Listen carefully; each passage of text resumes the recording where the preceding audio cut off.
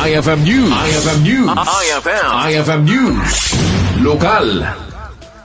Balay gian na isayang kat, ti panagkakadwaken panaglilinangin-langin, dagiti adan itilugan na, iti barangay 12 McKinley Street, Laoag City. Dito'y anaangay, dagiti penangan, ken panangipakita dagiti lugan da nga kakapintas, babayan ti Carshow for a cause.